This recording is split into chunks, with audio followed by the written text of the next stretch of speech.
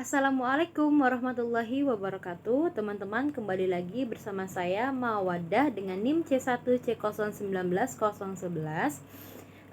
Pada kesempatan kali ini saya akan membahas mengenai materi anggaran penjualan, yang mana materi ini merupakan salah satu bab dalam mata kuliah penganggaran dengan dosen pengampu Bapak Wirmi Eka Putra SE MSI. Baik, kita lanjutkan. Apa sih yang disebut sebagai anggaran penjualan? Anggaran penjualan ini sering kita sebut sebagai budget yang direncanakan. Budget ini direncanakan secara terperinci tentang jenis yang akan dijual, kemudian jumlah, harga barang, waktu, serta tempat atau daerah penjualannya, sehingga di dalam anggaran penjualan ini tercakup beberapa variabel terkait seperti volume penjualan dan harga jual per unitnya.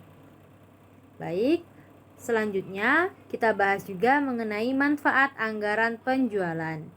Untuk mengurangi ketidakpastian tentang pendapatan di masa datang. Jadi salah satu manfaat dari anggaran penjualan ini adalah untuk mengurangi ketidakpastian. Yang kedua, untuk memasukkan kebijakan dan keputusan manajemen ke dalam proses perencanaan, yaitu kami berikan contohnya dalam rencana pemasaran. Yang ketiga, untuk memberikan informasi penting berisi pembentukan elemen lain dari rencana laba yang menyeluruh. Yang terakhir, untuk memudahkan pengendalian manajemen atas kegiatan penjualan yang dilakukan.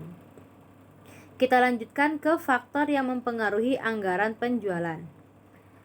Faktor yang mempengaruhi anggaran penjualan itu meliputi wilayah pemasaran, kelompok konsumen, jenis produk, kelompok wiraniaga, waktu terjadinya penjualan, dan yang terakhir faktor lainnya. Nah, anggaran penjualan ini merupakan dasar dari penyusunan anggaran yang lainnya. Karena itulah anggaran penjualan harus sesuai target yang diyakini dapat dicapai oleh sumber daya yang dimiliki oleh sebuah perusahaan. Kita bahas terperinci mengenai faktor yang mempengaruhi anggaran penjualan. Yang pertama ada wilayah pemasaran, di mana faktor ini berpengaruh pada pembagian rencana penjualan berdasarkan target wilayah geografis tertentu. Misalkan mau jualan handphone, targetnya itu di mana, di kota Bandung atau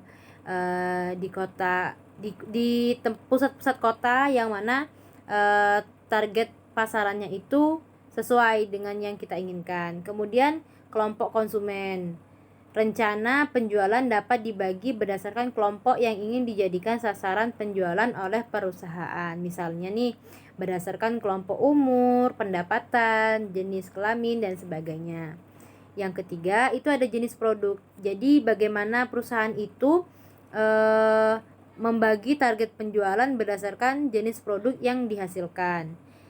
Kemudian ada kelompok wiraniaga. Bagaimana perusahaan membagi target volume penjualan yang harus dicapai oleh setiap wiraniaga yang dimiliki setiap perusahaan. Misalkan B harus mampu menjual 120 unit per bulan, sedangkan A harus dapat menjual 150 unit per bulan. Jadi harus dapat menentukan target penjualan dari setiap wiraniaga. Kemudian waktu terjadinya penjualan, di mana target waktu yang ingin dicapai perusahaan ini dapat mempengaruhi tercapainya sebuah anggaran penjualan.